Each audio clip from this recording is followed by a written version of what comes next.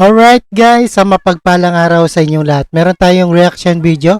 Sasakyan umano ng pinaglipatan ng dugo ang si Catherine Camilon na tagpuan na.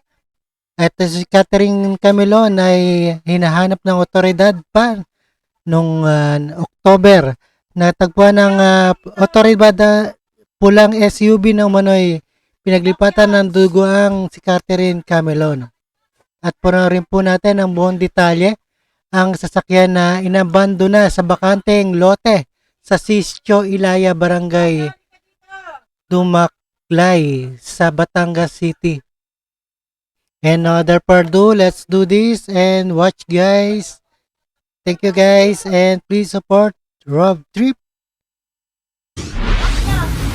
Ay kung matatandaan nyo po ay may sinabi po yung dalawang witness na may nakita po sila na duguan na babae na inililipat po mula doon sa isang Nissan Juke at papalipat po doon sa Honda CR-V na red. Nakatanggap ng tawag ang Criminal Investigation and Detection Group mula sa Batangas Police kaugnay sa abandonadong SUV na nakita sa bakanteng lote sa Sitio Ilaya, Barangay Dumuklay, Batangas City. Ayon kay Philippine National Police Public Information Officer Acting Chief Police Colonel Jean Fajardo, November 8 iniwan ang naturang sasakyan sa lugar. Ngunit hanggang kahapon ay wala umanong kumukuha nito kaya ipinagbigay alam na sa CIDG.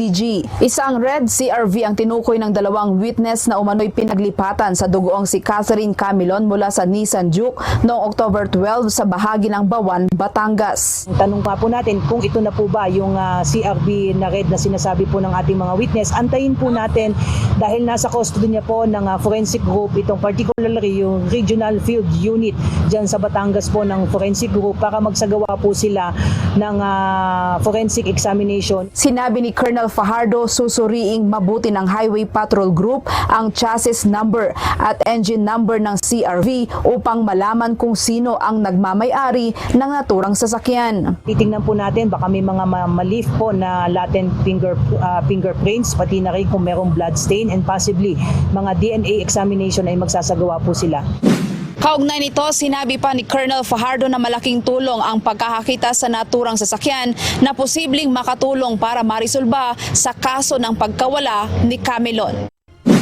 Malaking tulong po ito sir because this is what we call object evidence. Ito po ang magko-corroborate dun sa statement po ng testimonial evidence po na ibinigay po ng dalawang witness na sinasabi na may nakita sila na isang ang babae na nailipat dito sa isang red CR-V. So ito ang magdudugtong ngayon sa mga ebidensya natin maliban dun sa mga testimonial evidence na ibinigay na nga po nitong dalawang witness natin plus yung mga testimonial evidence po ng mga kaanak po ni Catherine at yung kaibigan po niya na nagbigay na rin po ng testimony doon sa possible involvement po ng ating POI po.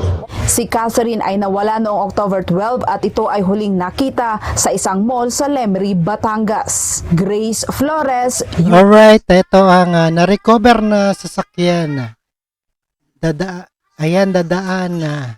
sa nasusing, dadaan sa masusing na forensic at SPG. At maraming salamat sa inyong lahat and keep safe and healthy. Peace out.